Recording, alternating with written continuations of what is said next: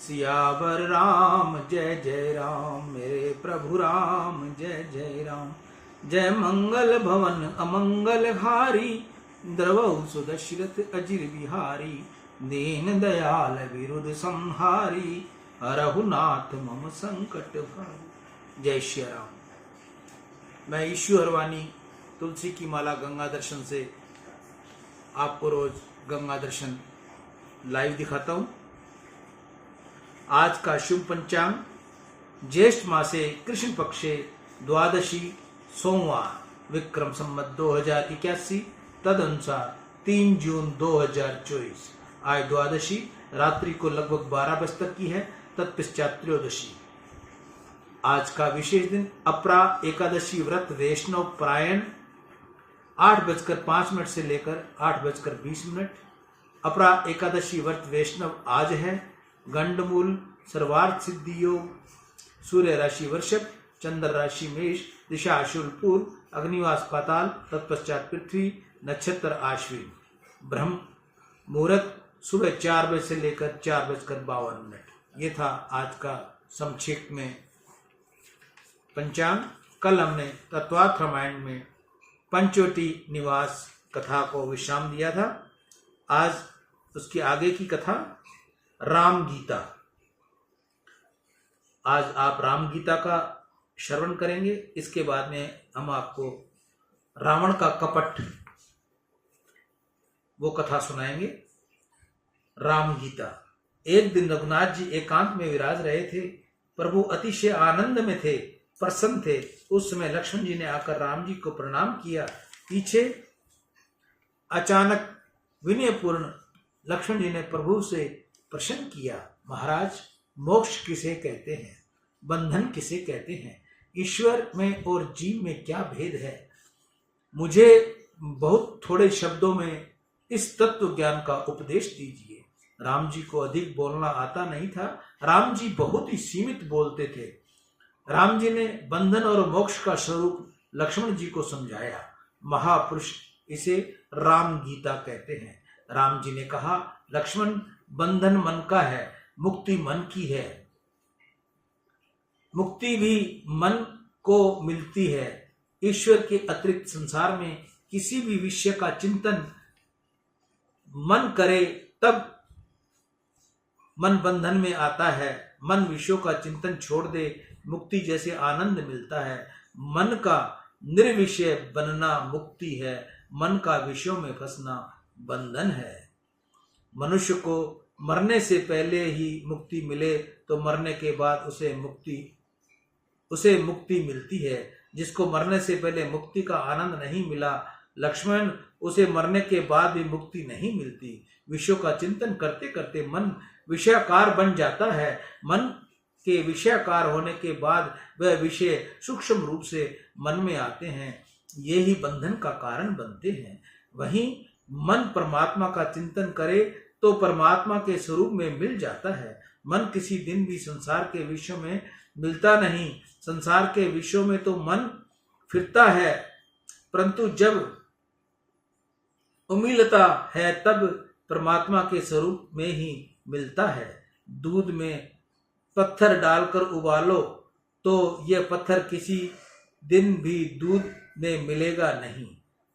दूध को खांड डालकर उसे गर्म करोगे तो खांड दूध में मिल जाएगी, पत्थर दूध में मिलेगा नहीं। पत्थर और दूध ये दो विजातीय तत्व हैं। सजातीय में ही मिलता है। दूध और खांड सजातीय है। उसी प्रकार मन और जड़ वस्तुओं ये दोनों विजातीय हैं। मन पत्थर जैसा जड़ नहीं। मन एक क्षण में अनेक देशों में जाकर आ जाता है। मन जड़ न होने से किसी भी जड़ वस्तु में मिलता नहीं। मन जब मिलता है तो चेतन परमात्मा के स्वरूप में ही मिलता है। बंधन और मोक्ष का कारण मन है। चाबी से लोग ताला बंद करते हैं। जिस चाबी से ताला बंद होता है उसी चाबी से वह खुलता है। बंद करना और खोलना ये दोनों क्रिया परस्पर विरुद्ध होने पर भी दोनों काम एक ही चाबी करती है। इसी प्रमाण से मन बंधन करता है और यही मन बंधन से मुक्ति दिलाता है।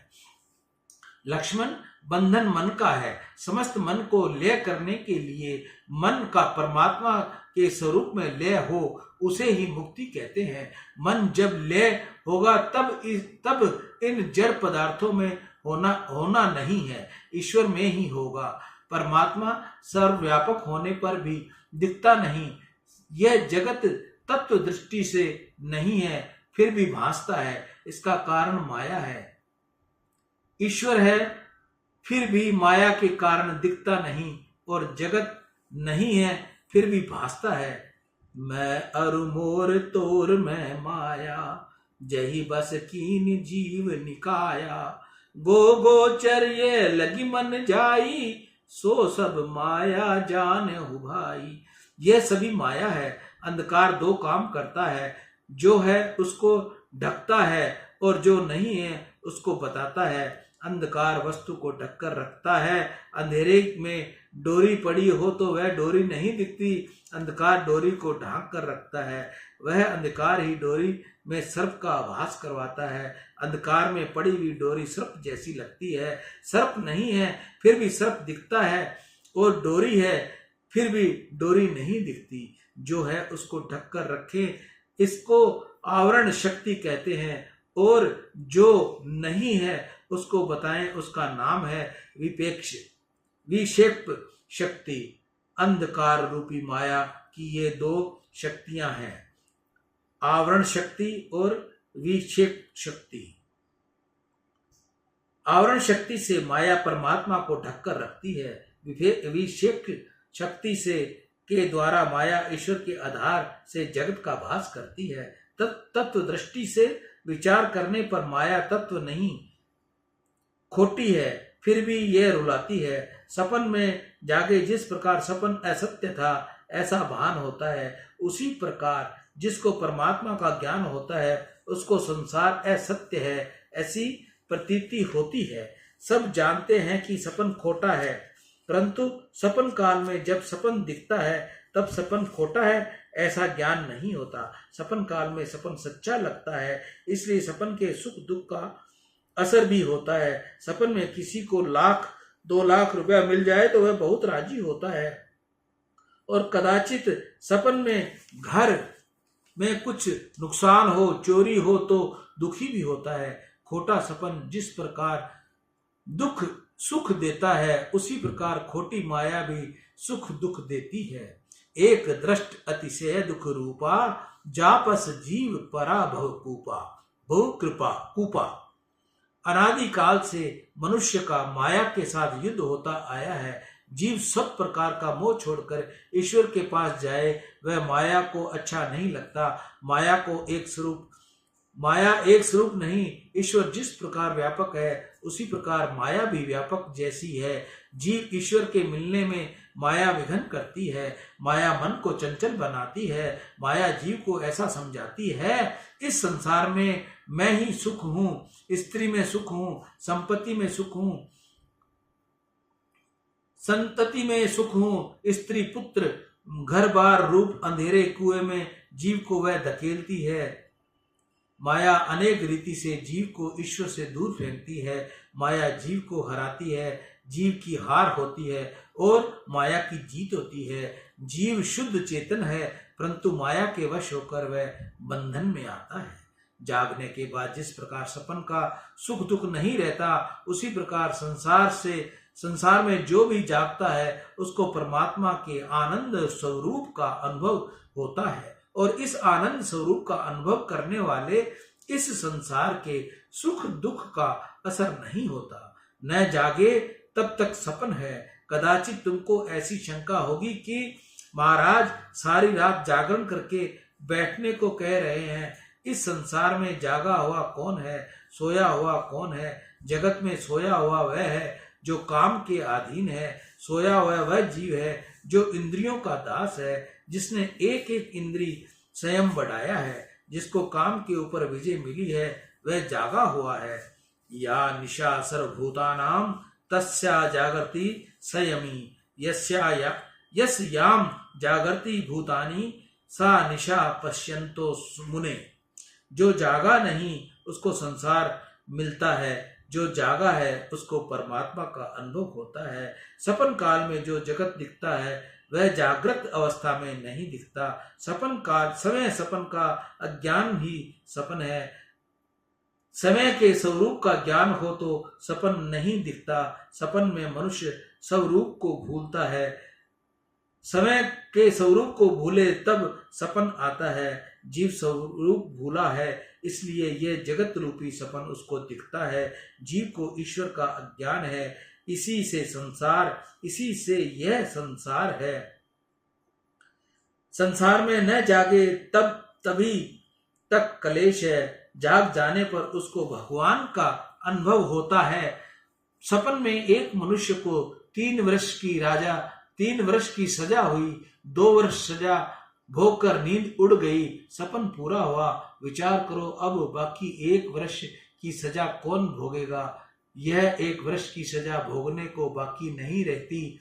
उसी प्रकार यह जीव भी जगत में जागे तो सुखी हो, इसके दुख का अंत आए।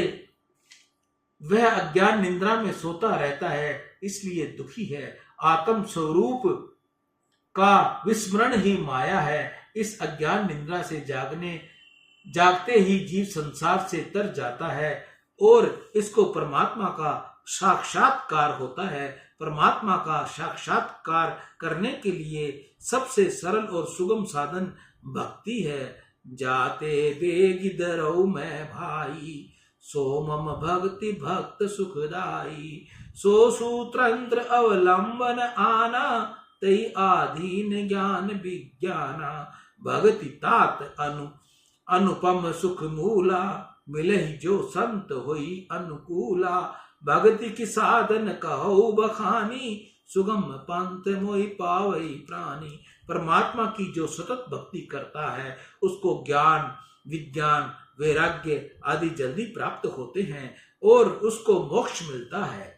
माया से तरने के लिए, उसे जीतने के लिए बहुत साधन है, परंतु भक्त केवल भक्ति से ही अनायास माया को तर जाता है। श्री कृष्ण भगवान ने भी गीता में आज्ञा की है, देवी होशा गुमिमयी मम माया दुर्त्यया मामेव ये परध्यन्ते माया मेताम तरंती ते। जो मेरी शरण में आता है वह माया को तर जाता है। लक्ष्मण को माया का स्वरूप, परमात्मा का स्वरूप, माया का आवतरण, शक्ति और विशेष शक्ति, बंध मोक्ष का स्वरूप, भक्ति की महिमा इत्यादि बहुत संक्षेप में प्रभु ने समझाई। लक्ष्मण को अतिशय आनंद हुआ। भगवान शंकर माता पार्वती से कहते हैं, एकता गोमती तीरे पंचवट्या समीपत। श्री राम लक्ष्मण जानकी जी गोदावरी के किनारे पंचवटी में विराजे हुए थे। एक बार ऐसा हुआ कि शूर्पणखा घूमती फिरती वहां आ पहुंची। शूर्पणखा राक्षसनी थी, रावण की बहन थी। श्री राम लक्ष्मण के दर्शन करते हुए उसको आश्चर्य हुआ। शूर्पणखा ने विचार किया कि राम अति सुंदर है। शूर्पणखा ने समय का राक्षसी स्वरूप छिपाया और सुंदर श्रृंगार करके राम जी के पास आई। शूर्पणखा वासना का स्वरूप है। शांति से विचार करो तो ध्यान में आएगा कि वासना भी राक्षसी है। वह स्वरूप को छिपाकर श्रृंगार करके जो संसार अरण्य में फिरता है उससे मिलने आती है। संसार अरण्य का स्वरूप है, इसलिए अरण्य कांड में ही शूर्पणखा की कथा आती है। जो संसार अरण्य में फिरता है उसको ही वासना रूपी शूर्पणखा मिलने आती है। कोई पुरुष पर स्त्री को अथवा कोई स्त्री पर पुरुष को आसक्तिपूर्ण देखे, यह पाप है। किसी भी सौंदर्य में आंख फंसे तो मानना चाहिए कि आंख में शूर्पणखा आई हुई है। स्त्री को स्त्री स्वरूप में, पुरुष को पुरुष स्वरूप में न देखो, सबको ब्रह्म रूप में देखो। जगत में किसी भी व्यक्ति को भगवत भाव से देखने के अलावा काम भावना से देखोगे तो मानना है कि शूर्पणखा आई है, वासना आई है। ये वासना अंदर से अच्छी नहीं, केवल बाहर से अच्छी लगती है। शूर्पणखा है तो राक्षसी, परंतु बन ठन कर आती है। वासना बाहर से बहुत सुंदर लगती है। वह जीव को ऐसा बतलाती है कि मैं तुमको बहुत सुख दूंगी, परंतु वासना में जीव को रुलाती है। वासना अविद्या लाती है, अज्ञान लाती है। अविद्या अपने साथ 5 दोष लाती है। देहाध्यास, इंद्रियाध्यास, प्राणाध्यास, अंतःकरणाध्यास और स्वरूप स्मृति। विवेक का भान भूल जाए उसे स्वरूप स्मृति कहते हैं। इस सब के कारण वासना बढ़ती है, घटती है। यह वासना ऐसी राक्षसी है कि कभी तृप्ति होती ही नहीं। यह तो ऐसी भयंकर है कि खिलौने वाले को भी खा जाती है, खिलाने वाले को भी खा जाती है, पर भी इसकी तृप्ति होती नहीं। अनेक बार मनुष्य ऐसा मानता है कि इंद्रियों जो मांगती है उन विषयों को मैं भोगूं, जिससे मन शांत होगा। अरे, भोग से शांति मिलती होती तो आज तक शांति मिल जानी चाहिए थी। आज एक अनेक जन्मों के जीव से संसार में सभी विषयों का अनुभव किया है, उपभोग किया है, फिर भी इसे शांति नहीं मिली। इंद्रियों को जो सुख एक बार दिया वही सुख वह फिर भी से मांगेगी। इसलिए ऐसी वासना जागे उसे उस विषयों को भोगने से पहले मन को समझाओ कि आज तक कितना खाया है, तृप्ति हुई है क्या। विषयों में जब तक आकर्षण है तब तक विषयेक्ष का नाश नहीं होता। विषयों का आकर्षण न करे तो विषयाक्षा का विनाश हो जाता है। वासना की शक्ति भोग से नहीं, त्याग से होती है। शूर्पणखा सुंदर स्वरूप धारण करके श्री रामचंद्र जी के पास आई। श्री रामचंद्र जी का स्वरूप देखकर शूर्पणखा कामाद हो गई। इसलिए रामचंद्र जी से कहा, मैं रावण की बहन हूं, आज तक मैंने विवाह किया ही नहीं थी तो वह विधवा, परंतु वह झूठ बोली। तुम सम पुरुष न मोह सम नारी, यह संयोग विधि रचा विचारी। मम अनुरूप पुरुष जग माही, देखो खोज तो त्यू नाही। ताते अब लगी रहु कुआरी, मनु माना कछु तुम्हारी निहारी। मुझे अपने लायक कोई सुंदर पुरुष आज तक मिला नहीं, इसलिए मैं कुंवारी हूं, परंतु आज तुमको देखकर मेरा मन कुछ माना है, इसलिए मैं विवाह करने आई हूं। भव भरता मम प्रभो, तुम मेरे साथ विवाह कर लो। रामायण में लिखा है कि शूर्पणखा को जवाब देने के लिए जब श्री रामचंद्र जी उसके साथ बात करते थे तब प्रभु जी की नजरें तो सीता जी पर ही रहती थी। राम जी शूर्पणखा के साथ जब बोलते थे तब वे शूर्पणखा पर दृष्टि नहीं डालते थे। वासना राक्षसी आंखों से अंदर घुस जाती है। संसार के सुंदर विषयों को देखकर आंख उनके पीछे दौड़ती है। आंख के पीछे मन जाता है तो यह मेरा नहीं, मुझको मिलने वाला भी नहीं, फिर भी यह पाप करता है। मन में जितना पाप आते हैं वह आंखों के मार्ग से ही आते हैं। आंख बिगड़ी तो मन बिगड़ा। विषय पहले आंख में आते हैं, काम पहले आंख में आता है। काम को अगर आंख में नहीं आने दो तो पीछे ये मन भी नहीं आएगा। वासना आंख में आएगी, वासना आंख में नहीं आए, इसलिए आंख को बंद रखो। आंख को बंद रखोगे, आंख को सुरक्षित रखोगे तो मन पवित्र रहेगा। खूब ध्यान रखो कि तुम आंख किसको देते हो, उस भाव से देते हो, किस भाव से देते हो। तुम जिसको आंख दोगे उसको अपना मन देना ही पड़ेगा। तुम जिसको आंख देते हो उसका चित्र, उसका स्वरूप तुम्हारे मन में आता है। आंख देखने से पहले विचार करो कि यह कौन है, कैसा है, मैं किस भाव से इस पर दृष्टि डाल रहा हूं। श्री रामचंद्र जी ने सीता जी पर नजर रखकर शूर्पणखा को उत्तर देने लगे। शूर्पणखा नजर नहीं डाली। रामायण में शूर्पणखा और भगवान की पूतना एक ही है। पूतना भी वासना है। पूतना आती है तब कन्हैया आंख बंद कर लेते हैं, पूतना पर नजर नहीं डालते। पूतना आई तब कन्हैया 6 दिन के थे, अभी राधा जी नहीं आई थी। इसलिए नजर कोने में रखते थे, इसलिए कन्हैया आंख मीच लेते थे। रामावतार में तो सीता जी के साथ थे, इसी से सीता जी पर नजर रखकर शूर्पणखा पर नजर नहीं डाली। भगवान बोध देते हैं कि जिसके मन में पाप भरा है उस पर मैं दृष्टि नहीं डालता, उसको सामने से मैं देखता नहीं। जिसका मन मेला है उसको सामने से भगवान देखते नहीं, बाहर का श्रृंगार प्रभु देखते नहीं। परमात्मा तो अंदर का सूक्ष्म शरीर का मन का श्रृंगार देखते हैं। इस स्थूल शरीर का विचार करें, यह जीव तथा सूक्ष्म शरीर का विचार करे, वह ईश्वर है। शास्त्र में 3 प्रकार के शरीर है, सुस्थल, सूक्ष्म और कारण। आंख को देखता है वह स्थूल शरीर है। सूक्ष्म शरीर 17 तत्वों का बना हुआ है, 5 इंद्रियां, 5 ज्ञानेंद्रियां, 5 प्राण, मन और बुद्धि। सूक्ष्म शरीर के मन मुख्य है। मन में वासना का समुदाय रहता है, उसको कारण शरीर कहते हैं। इस तीनों शरीरों से परे आत्मा है। सूथल, सूक्ष्म और कारण, ये तीनों उपाधि हैं। प्रभु के सन्मुख जाओ तब अपने मन का श्रृंगार करके जाओ। बहुत से लोग मंदिर कपड़े बदल कर जाते हैं, कपड़ा नहीं, हृदय बदलने की जरूरत है। भगवान कपड़ों को नहीं देखता, हृदय को देखते हैं। निश्चय करो ठाकुर जी मुझ पर दृष्टि डालें, उस योग बनकर परमात्मा के पास जाऊं। श्री रामचंद्र जी ने शूर्पणखा से कहा, मेरी तो लगन हो गई है, ये सीता जी मेरी पत्नी है, तू जैसी कुंवारी है वैसा मेरा भाई भी कुंवारा है, तू वहां जा।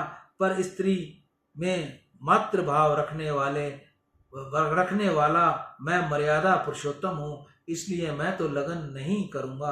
परंतु तुमको इच्छा हो तो तू लक्ष्मण के पास जा, लक्ष्मण कुमार हैं। मार शब्द का अर्थ है काम, उचित मार। लक्ष्मण जी निष्काम थे, इसलिए श्री रामचंद्र जी ने लक्ष्मण जी के लिए कुमार शब्द का प्रयोग किया। कहने का भावार्थ था कि लक्ष्मण जितेंद्रिय है। तक युक्ता लक्ष्मणाम प्राह पतिम भव सुंदरम। लक्ष्मण जी के पास जाकर शूर्पणखा ने कहा, तुम मेरे पति हो जाओ।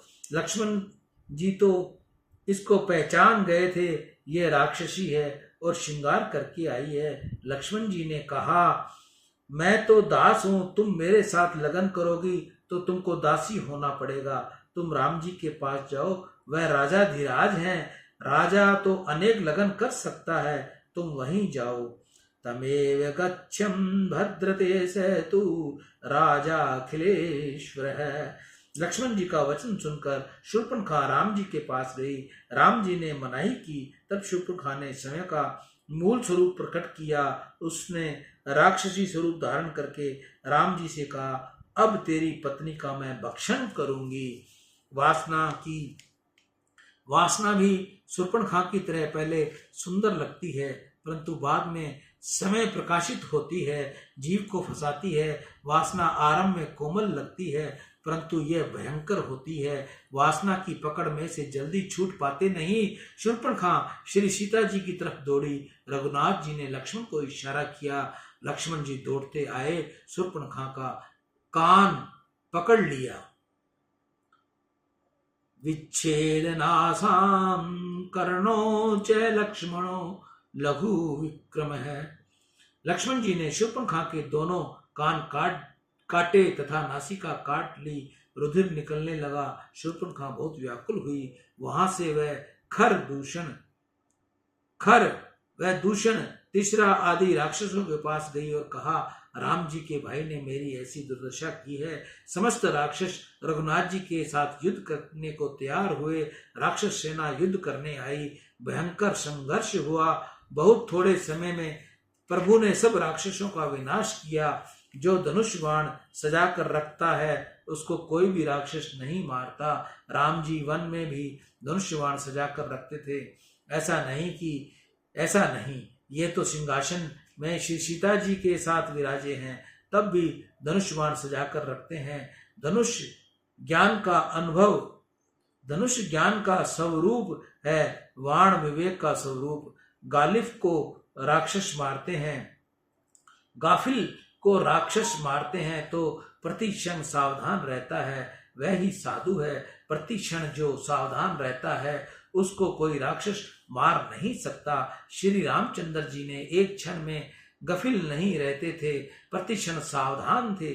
थोड़े समय में ही उन्होंने राक्षसों की अति भयंकर और बहुसंख्य सेना का विनाश किया। श्री सीता जी को आनंद हुआ। शूर्पणखा रोती रोती रावण के पास गई। उसने रावण को उलाहना दिया कि तेरे शत्रु तेरा विनाश करने के लिए गोदावरी के किनारे आ गए हैं, अभी तक तुमको कुछ खबर नहीं। करसी पान सो वही दिन राती, सुदिन ही तव सिर पर आराती। राजनीति बिनु धन बिनु धर्मा, हर ही समेप बिनु सत कर्मा। प्रीति प्रणय बिनु मद ते गुनी, ना सही बेगी नीति अस सुनी। राजनीति तू जानता नहीं, अब तेरा विनाश होने वाला है।